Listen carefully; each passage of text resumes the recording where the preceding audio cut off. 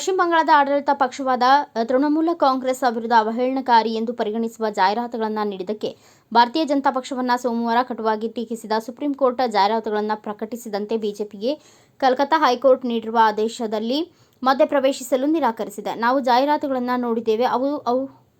ಅವುಗಳಲ್ಲಿ ಏನಿದೆ? ಮೊದಲ ನೋಟದಲ್ಲಿ ಈ ಜಾಹೀರಾತುಗಳು ಅವಹೇಳನಕಾರಿಯಾಗಿದೆ. ನೀವು ಉತ್ತಮರು ಎಂದು ನೀವು ಹೇಳಬಹುದು, ಆದರೆ ಇತರರ ಬಗ್ಗೆ ನೀವು ಇತರ ಕೆಲವು ವಿಷಯಗಳನ್ನು ಹೇಳಲು ಸಾಧ್ಯವಿಲ್ಲ. ಮತ್ತಷ್ಟು ಕ್ರೌರ್ಯವನ್ನು ಉತ್ತೇಜಿಸುವ ನಾವು ನಮ್ಮ ಕೈಗಳನ್ನು ಕೊಡಲು ಸಾಧ್ಯವಿಲ್ಲ ಎಂದು ನ್ಯಾಯಮೂರ್ತಿಗಳಾದ ಜೆ.ಕೆ. ಮಹೇಶ್ವರಿ ಮತ್ತು ಕೆ.ವಿ. ವಿಶ್ವನಾಥ್ ಅವರನ್ನು ಒಳಗೊಂಡ ರಾಜಕಾಲದ ಪೀಠ ಹೇಳಿದೆ. ಚುನಾವಣಾ ಪ್ರಕ್ರಿಯೆಯಲ್ಲಿ ರಾಜಕೀಯ ಪಕ್ಷಗಳು ಸಮಗ್ರತೆ ಮತ್ತು ಆಡಳಿತಕ್ಕೆ ಹಾಗೂ ನಡವಳಿಕೆಯು ಅತ್ಯುತ್ತಮ ಮಾನದಂಡಗಳಿಗೆ ಬದ್ಧವಾಗಿರಬೇಕು ಎಂದು ಪೀಠವು ಒತ್ತಿ ಹೇಳಿತು.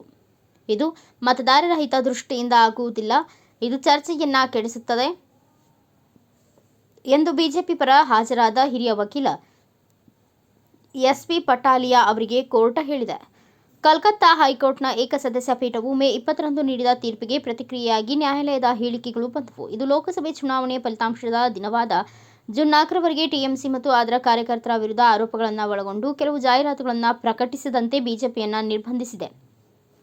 ಬಿಜೆಪಿಯ ಮೇಲ್ಮನವಿಯನ್ನು ವಿಭಾಗೀಯ ಪೀಠವು ಮೇ 22ರಂದು ವಜಾಗೊಳಿಸಿತ್ತು. ಈ ಆದೇಶ ಹೊರಬೀಳುವ ಮುನ್ನ ಏಕಸದಸ್ಯ ಪೀಠದಿಂದ ಬಿಜೆಪಿಗೆ ನ್ಯಾಯಯುತ ವಿಚಾರಣೆ ನಡೆದಿಲ್ಲ ಎಂದು ಪಟ್ವಾಲಿಯಾ ದೂರಿದ್ದಾರೆ. ಇದೇ ವಿಷಯದ ಕುರಿತು ಟಿಎಂಸಿಎ ದೂರುಗಳೊಂದಿಗೆ ಭಾರತೀಯ ಚುನಾವಣಾ ಆಯೋಗವನ್ನು ವಶಪಡಿಸಿಕೊಂಡಿದ್ರು.